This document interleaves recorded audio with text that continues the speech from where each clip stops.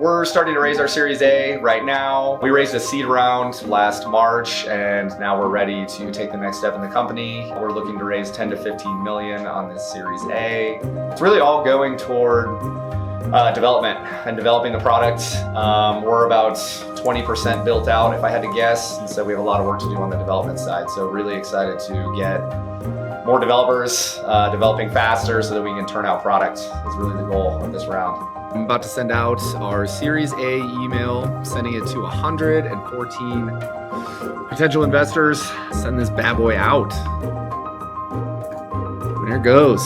People are digging into your business. They want to know like what's working, what's not working. And no business is perfect. It's definitely looking in the mirror and seeing like where we're at. But I think we're at a really good inflection point for growth. We've spent a lot of time building to get to this position. Stress level is like a 5 right now out of 10. Come see me by the end of the week. I bet it'll be higher. But we have a really compelling story. I think when you're pitching what you're trying to raise capital for, it's all about the story that you tell as well. Almost more than the product itself, especially at this stage. So for me, I've just gotten really good at telling the story of where we came from, where we're going, and kind of setting the stage for where we're at on the spectrum.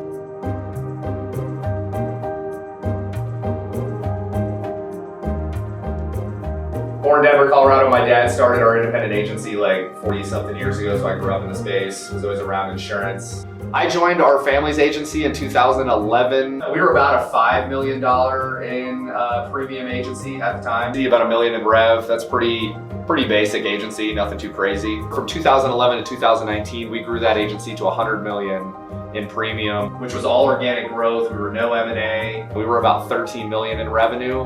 We weren't trying to hit a number. Myself, my brother, and Sean, who are the 3 co-founders here, came in and kind of built that. We had 200 agents. We spanned 10 states. And then we exited to private equity in 2019. We sold the agency to Glovebox. Why wouldn't we just aggregate all portals of every carrier into one place and allow clients to use that through this one system versus going to all these separate systems? In 2017, roughly, Ryan came up with the concept of Glovebox. So when he came to me and Sean about that, he gave us kind of the scope of what this project could look like, and we were like, oh, that's interesting. So what we did was we started meeting offsite before work, after work, talking about what it would look like. Eventually we said, we just got to go do it. And so we put, a few $1,000s into this concept to just like get a developer involved, and that's when we started deciding who should we use as our developer. And Alex, our current CTO, was the guy who ended up rising to the top of the conversation, and he said, yeah, I'll work on this mini project for you to see what it would look like. And one day at Breckenridge Brewery, I remember it specifically, it was in 2018 at this point, we saw for the first time what it looked like to have a policy extracted from a carrier site and to live on our own system. And that was a moment of like, holy shit, it works. This is something that we can actually do.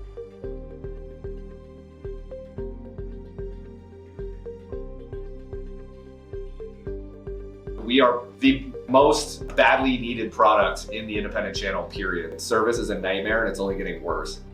Everybody that's told us they're gonna go try to build what we've built, they're coming back to us and they're like, oh, it's quite a bit harder than we thought. Pretty much everyone that we talked to about it was like, yeah, we need it, makes sense, it's lacking in the industry, there's nothing out there. And then before we actually launched live, we had like 5 or 6 agencies that were just sitting there ready to go until we could actually hit the go button.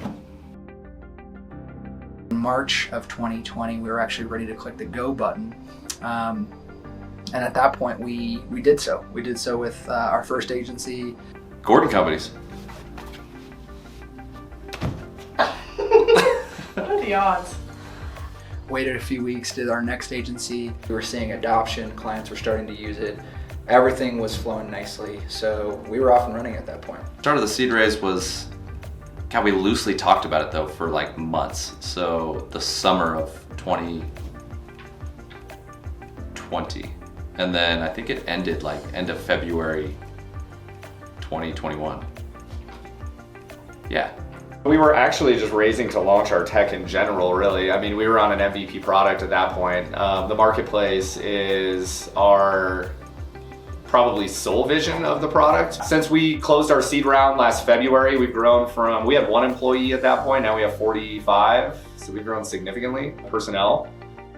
We moved into this office in gosh, it was April of 2021, which is, 4,000 square feet of many different conference rooms and office spaces and outside area with 12, 15 desks out here. So that's a big milestone.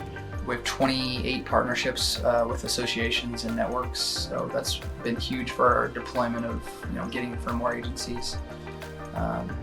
We've hired 12 sales representatives.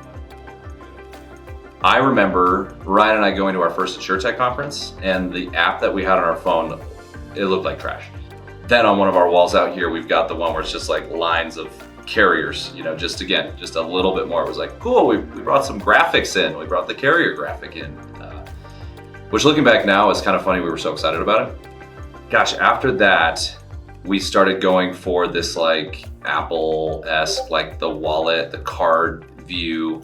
That was the thought, which is where we're kind of sitting right now. And it didn't have any of the logos in it. It just had like the word Travelers, for example, for the carrier.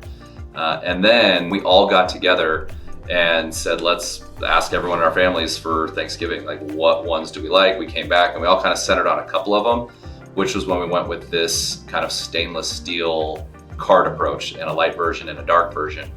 The next stage is really taking that branding to the next level, really showing it as the premium product that it is, that the agencies want, that agencies are going to be super excited to be putting out in front of their clients.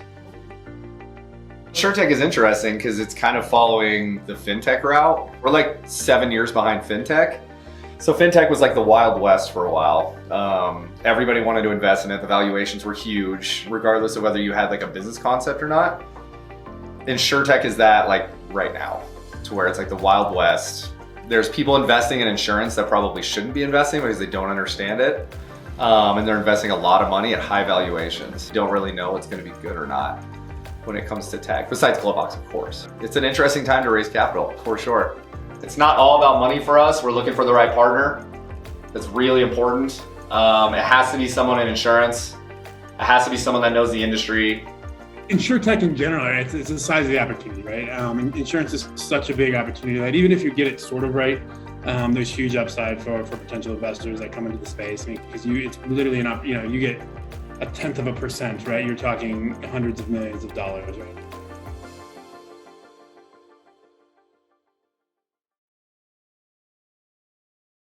We got to get that. I like that. So Q1 of 2022, we had our first board meeting for the year, and we were obviously bringing up the concept of us getting ready to raise capital. Our board was pumped up. They were ready to go, and they all agreed, let's do it. We were having a little tug of war on what we felt was a proper valuation that we would seek. There's nothing wrong with that. Like when Barry and I were bringing that up, like that's your guys' job. Go get the most value you can out of the company you're creating, right? And so I would be more concerned if it was the other way around and you guys were coming to me and saying, no, our company is only worth this. The market speaks, right? And it's an ebb and flow of where investors are in that cycle and where the market is and where they feel their money should go at that time. We sent out the email blast last week, got about a 33% open rate, got about 5 meetings scheduled from it, so it wasn't as effective as I would have thought, but that's okay. And all of this weekend, reaching out to the people that I really want to book and got really good response from that. So sent out the one email blast to kind of introduce it, and then I'm reaching out direct now to schedule meetings. We literally just hit 100,000 users as of last Thursday. I mean, we're hoping to have 2 to 3 million users by the end of this year, but I don't know if we're gonna hit that, so we'll see. The entrepreneurs that are able to get the highest valuation for their companies are the best storytellers. They can bring to life the opportunity that the entrepreneur has to really capture a market. All right, here with Will Shaw from Better Agency. Funny timing, we're both in the middle of our fundraising, and as you know, we've kind of been documenting our process from the front. You are, I would imagine, a little bit further ahead based on kind of where things fall. I think it's a balancing act of making sure, most importantly, finding the right partner that is aligned with how you look at things, but B, make sure you understand what game you're playing. Higher valuations are great, but it's not the end result I was looking for, because I want to maintain optionality, control. The higher that valuation, the less you have of that.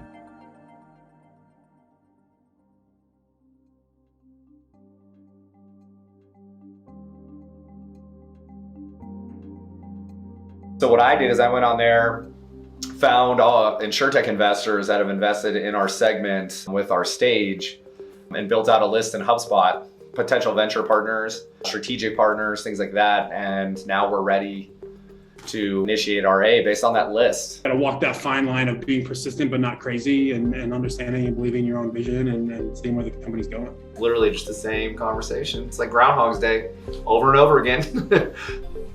Let's go. Let's go. Let's go.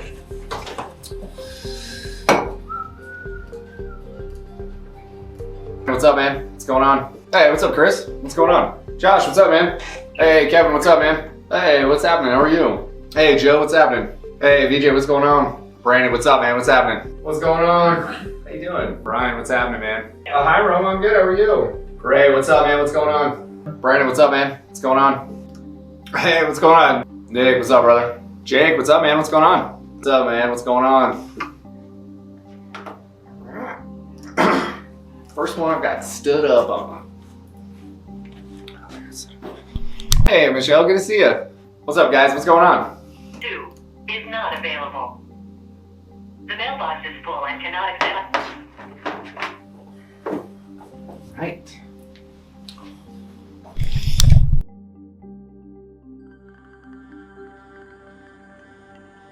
We've got like 8 to 10 follow-ons that want to come on. You got time. You got time. We got time. It is a battle at the moment. We're just trying to lock the lead in. Dan, what's going on? All good. What's going on with you, man? Not a lot. I'm actually sitting here with my other partners, so it's good timing. I got you on speaker if that's all right.